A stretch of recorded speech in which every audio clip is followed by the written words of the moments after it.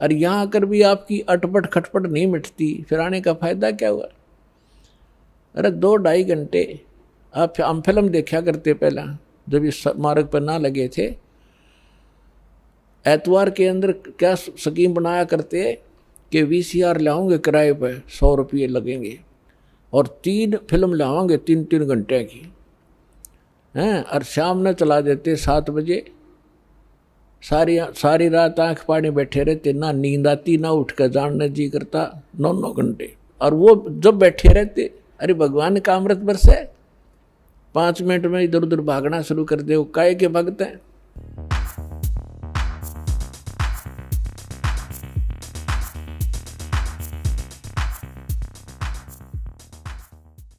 एक बार सुखदेव ऋषि जी 12 वर्ष तक अपनी माँ के गर्भ में रहे। वो बाहर नहीं आए क्योंकि गर्भ के अंदर बच्चे को अपने पूर्व जन्म के संकट और आने वाले इस जन्म में जो लिखे हुए हैं वो सारे याद रहते हैं कि के दुख आएंगे तेरे ऊपर बाहर जाते। जिस कारण से उसने गर्भ से बाहर नहीं आया। वो 12 वर्ष के बाद ब्रह्मा विष्णु महेश तीनों ने आकर उससे कहा, सुखदेव तू बाहर आ जा, ये परंपरा खराब मत कर। तब उसने कहा था कि आप के अंदर से निकल रहे ये तीनों गुण या त्रिगुणमयी माया बाहर आते ही अचेत कर देती है, शुद्ध बुद्ध भला देती है। आप अपनी माया को रोको।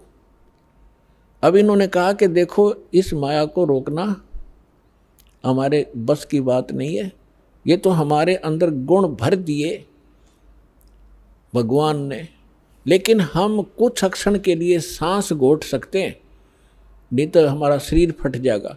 ये इतनी देर तक, बस इतनी देर, फ्रिक्शन ऑफ सेकंड हम इसको रोक सकते। तब सुखदेव जी ने कहा आप इतनी देर रोक दो। कहते तीनों देवा थम भी माया, उदर गर्भ से बाहर आया। अब क्या बताते हैं, सुख दे सुख में उपजे, राई सिंह समोय, 9 नाथ और सिद्ध 84 संग उपजे थे दोय। अब हम और प्रकरण ना बढ़ा करके आपको जो उद्देश्य है उसको सुनाते। पुण्यात्माओं, सत्संग जानते सुना करो। आप कोई 2000 किलोमीटर से आ रहा है, कोई 1500 किलोमीटर से, कोई 800 किलोमीटर से, कोई 500 से, कोई 400 से, और यहाँ आकर भी आपकी अटपट खटपट नहीं मिटती, फिर आने का फायदा क्या हुआ? अरे 2-2.5 घंटे हम फिल्म देखा करते पहला, जब इस मार्ग पर ना लगे थे। एतवार के अंदर क्या स्कीम बनाया करते कि VCR लाओगे किराए पर, 100 रुपये लगेंगे और 3 फिल्म लाओगे 3-3 घंटे की हैं, और शाम में चला देते 7 बजे। सारी रात आंख पानी बैठे रहते, ना नींद आती ना उठ कर जानने जी करता, 9-9 घंटे। और वो जब बैठे रहते, अरे भगवान का अमृत बरसे, 5 मिनट में इधर उधर भागना शुरू कर दे, वो काहे के भगत हैं। ठीक है किसी कोई, क्योंकि यहाँ रोगी ज़्यादा आते हैं, दुखी बहुत। आज कोई सुखी नहीं है संसार में, वैसे तो पहले भी नहीं था, पर ईब तो कर टूट रहा सबके ऊपर। तो यहाँ प्रधानमंत्री बना बैठा और कोई न कोई बीमारी लिए फिर रहा, वो भी तो किसी ना किसी रोग से वो ग्रस्त है, और भयंकर रोग है उसके। ठीक है, उसका ट्रीटमेंट करने वाले साथ साथ रहते, इसलिए वो थोड़ा घिसट रहा है। तो कहने का भाव ये है, वो बात अलग है, कोई बीमार है वो जाओ, बाथरूम भी जाना पड़ सकता है उसको, और कोई जड़ी बूटी लेने भी जाना पड़ सकता है, लेकिन ज़्यादातर ध्यान दो सत्संग सुनने में। अब हमने आप यहाँ पर परमात्मा प्राप्ति के लिए ही इस उद्देश्य को लेकर आए। आज जो प्रसंग चल रहा है कि सुखदेव जो था वो बाहर आया, बाहर उसको आने से उस माया का प्रभाव नहीं बना, और उसको अपने भविष्य की याद बनी रही और पिछला इतिहास याद रहा। जब वो 12 वर्ष की उम्र का माँ के गर्भ से निकला, माँ के गर्भ से निकला जब तो छोटा था, बाहर निकलते ही वो एकदम 12 वर्ष की आयु जितना शरीर उसका एकदम उभर गया। तो क्या, अब सुखदेव ऋषि के पिता थे वेद व्यास जी। वेद व्यास जी ने देखा कि बेटा हो गया, और उसको पता चलते ही वो दौड़ा दौड़ा आया। तब तक सुखदेव उठ कर चल पड़ा। व्यास जी ने कहा कि हे बेटा, हे पुत्र, बैठ जा, रुक जा। तब उसने कहा, देखा नहीं अपने पिता की ओर, चलते चलते कह रहा है कि एक लेवा एक देवा दूतम, ऋषि जी कोई किसी का पिता नहीं पूतम, ऋण संबंध जुड़ा एक ठाठा, अंत में सब 12 बाटा।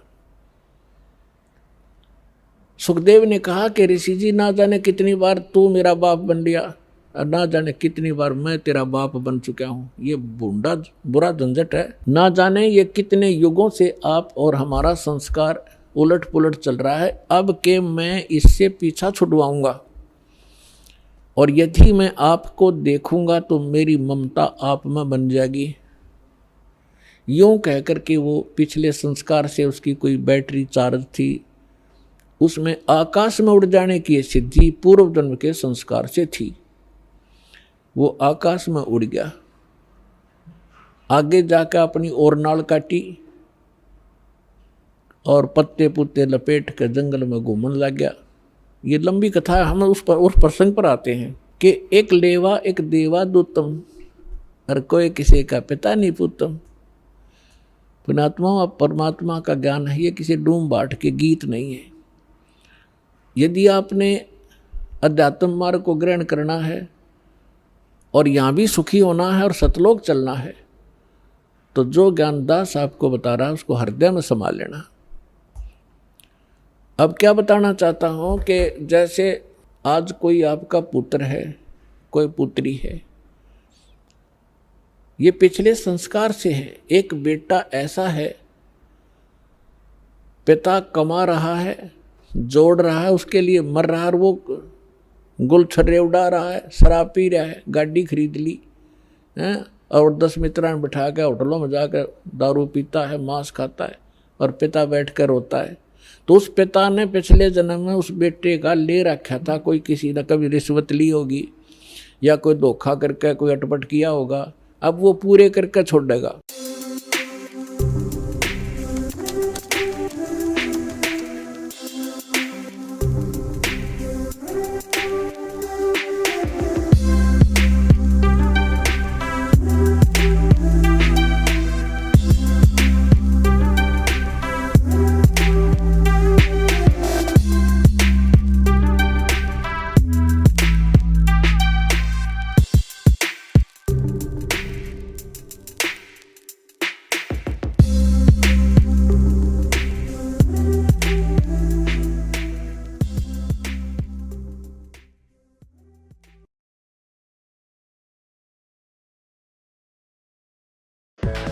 अगर आपने हमारे चैनल को सब्सक्राइब नहीं किया है तो हमारे चैनल को सब्सक्राइब कर लें और साथ में इस बेल आइकन को प्रेस करें ताकि हमारी हर वीडियो आपको आसानी से मिलती रहे।